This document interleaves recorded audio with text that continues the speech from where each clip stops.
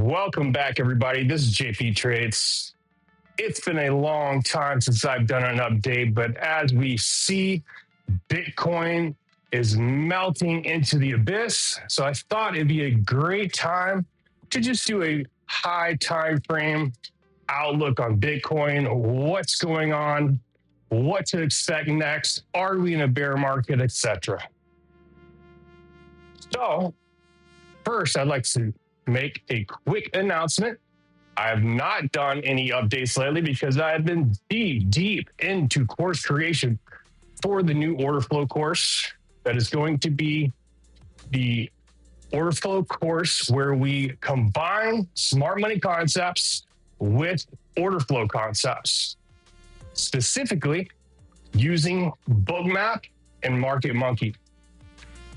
This is going to be a very in-depth course and very unique take on both systems and combining both systems, as well as using order flow on its own sometimes. Or you can actually combine it with other systems that you might use, even traditional patterns or trend lines, etc. So it can be applied anywhere and everywhere. The course is going to start dropping at the end of this month in February. Going to release the first few modules, and then week after week, we will be dropping new modules. More on the course and details will be coming in the next couple of weeks, and that'll be posted in the Discord.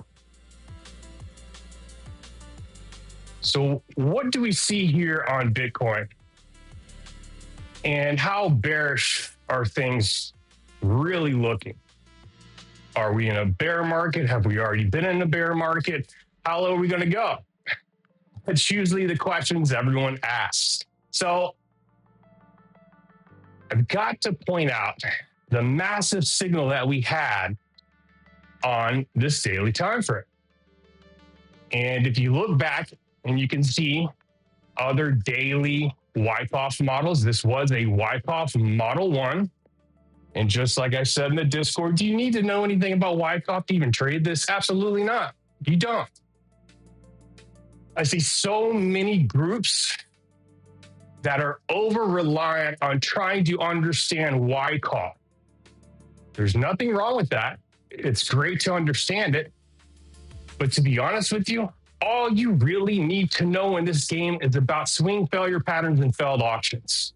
We're going to cover this in depth in the course, why so many of the best trades always lead back to SFPs or failed auctions.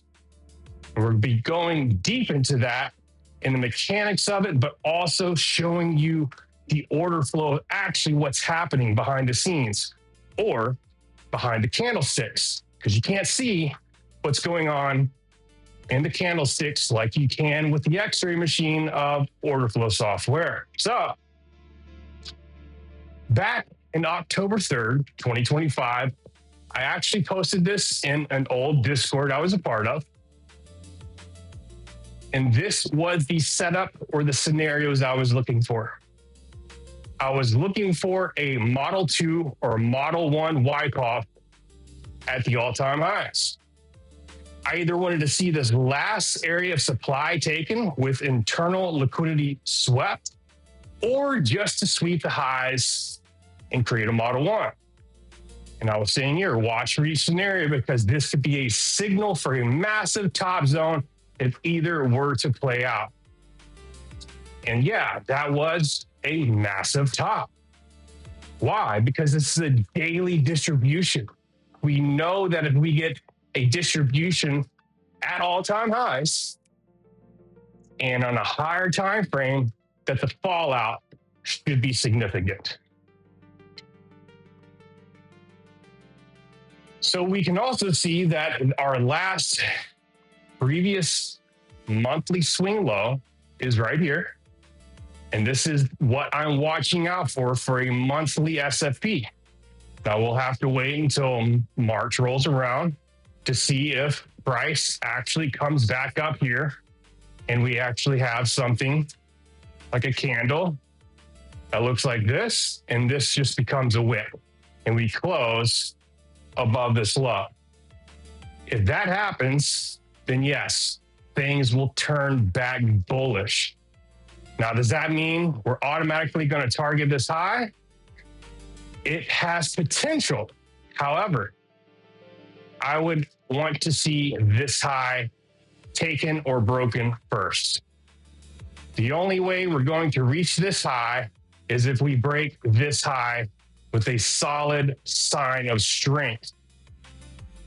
So that would be the bullish scenario. And right now, it's not looking too hot. However, we still have the entire month of February to close a monthly candle here. So what are some other potentials? Well, if we pull our range from the lows of the 2020s and we include our SFP here inside this range, we can see that we have hit the liquidity pocket 2. And a lot of times when these liquidity pocket, the second liquidity pocket gets hit, you only end up coming back to the range high or to the midpoint of this range. And then you go back up. So could we potentially see something like this range, the initiation, the mitigation of this range for continuation?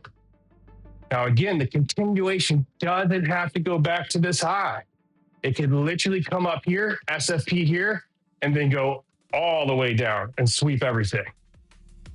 So you could also look at this as a potential massive Model 2 starting to form like that.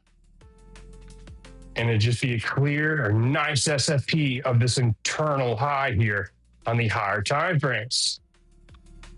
So I am watching out for this scenario as well. So if anyone has missed out on the short here, all along the ways, by the way, we gave out 3 massive, very, very clear shorts in this range here. And hopefully someone's still in those shorts. I am not, unfortunately. And I actually shorted way up here with a bubble entry, and I closed that trade. But that's okay because I don't care. I'm not a swing trader. I'm a scalper. I make more money scalping in and out every day than I ever had holding long-term trades. However, I need, once after I get these courses out, and yeah, I did say courses, hence, more coming. I'm going to start messing around with my swing account again, because I usually have a swing account and a scalp day trading account. So I can keep both running at the same time. It's the way I actually prefer to do swing trading. I don't like to swing trade by itself. So, okay, enough of that. What do we see here? What can be actionable? Well, you don't know. We could, let me talk about this again, because I think I talked about this probably a dozen times since April of 2025. When we were right here, I was expecting this demand zone to get mitigated and then continue up. However, we never came back to mitigate this zone. We front ran it barely front ran this area. So now we're finally getting this demand zone or demand range starting to get mitigated. So let's pull some volume really quick. Let's pull it from this low over. You can see a lot of the volumes coming in down here at the bottom. And let's pull it from this low here. Again, you can see that large volume node. It's actually right where we're at right now. So you have a small little valley here of volume that we could start to fill out. We have a very big valley here. So yeah, some of these areas, I mean, this could just be the start of a bear market. And we play in a larger range throughout this range that we were in for a long time. And we start filling out volume in these areas. And don't act like price cannot come all the way back down to this point of control around 27,000. And even worse news, we do see if we pull it back here, the value area high is here, point of control is here. So we do have some really, really nice support levels in this demand range. Now, if we break below this point of control here from this volume pull, yeah, it's bad news for sure. So let's just go ahead and take the whole thing.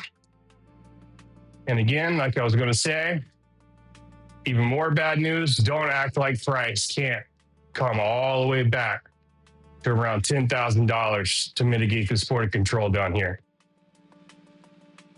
Now, hard to say.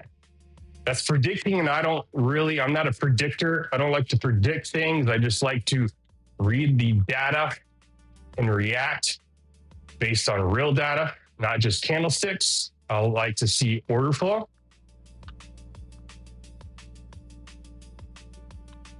However, I don't think we're going to come all the way back to there. However, I will say, with everything going on in the world, would I be surprised if it did? Absolutely not. To be honest with you, I absolutely wouldn't be surprised that some black swan event would happen any day now and we just go like this. And you know who's picking up down here in that $10,000 range. So could this be a push just for the big pockets to pick up a lot of Bitcoin and exchange hands once again? So I drew this nice liquidity wave here just to show that this possibility could happen. But anyways, I just wanted to make this a quick update. I do not know where Bitcoin is going. And anyone that tells you that they know exactly where Bitcoin is going is gambling. Let's just be real. We can say things in high probability, but no one knows for certain. Trading is very uncertain. Life is uncertain. So anyone out there selling you certainty, be very wary of that. So locally, the next things we can hope for would be a push back up for a retest of this range before going down further, and we can find some shorts here. And I know we have a slew of method points of controls and VWAPs back up to this range. Now I'd like to see the same thing there. And again, making another leg here, sweeping this high for the ultimate short to really take us down for the bleed. So with that said, I'll leave y'all here. Hope to see y'all on the Discord. Post your trades. Post what y'all think is going to happen in the Discord. I'd like to see y'all's thoughts and y'all's plans. It's always interesting to see and share all of our ideas together as a community. Talk to y'all later.